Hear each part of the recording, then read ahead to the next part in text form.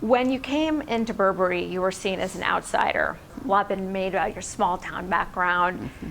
You've also been a huge innovator in an industry that's been a little bit slower to embrace technology and social media. How was being different helpful for you in potentially seizing opportunities like this? The opportunities were glaringly obvious because to your point, I didn't come from that.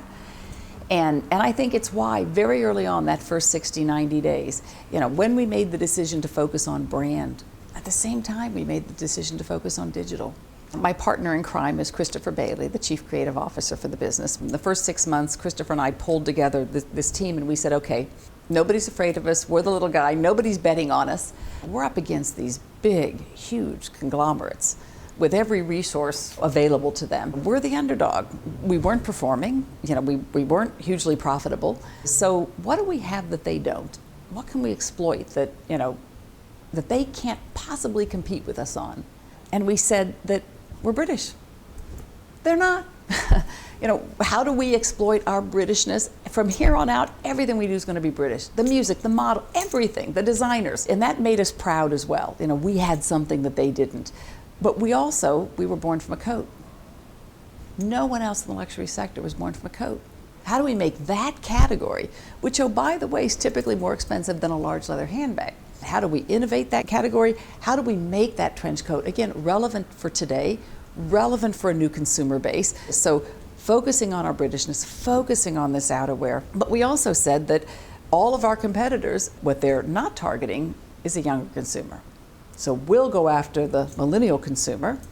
And if we're going to do that, then we got so excited, well, we can do it digitally. I really want to know you. Really want to go with you. Really want to. And I just wanted to extend a personal invite to each and every one of you to join us watching the live stream on Facebook on Monday during London Fashion Week. And as luxury was going up and up, I am from a small town in Indiana. Christopher's from a small town in the north of England. And we didn't like where it was going. It was becoming snobby to us. It was becoming intimidating, not inviting. So we also said, if we've got these democratic roots, why not also apply that? And that's when we started coining this democratic luxury positioning. Everybody's invited. With this Britishness, Burberry has taken on a new ambassador, if you will, Kate Middleton.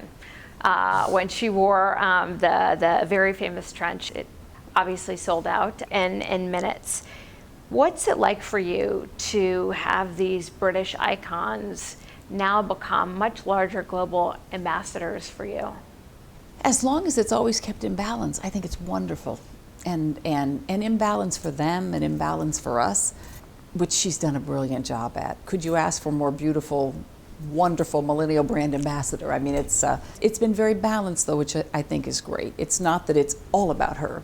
I mean, the wonderful news is there's a pretty wide base now, from great icons in China to great icons in America to, I think we were all a little dumbfounded and not to compare him to Kate Middleton whatsoever, totally different, but to have Justin Bieber wear a snood on New Year's Eve I think we were all very pleasantly surprised. How wonderful. And again, another wonderful millennial consumer that embraces the brand.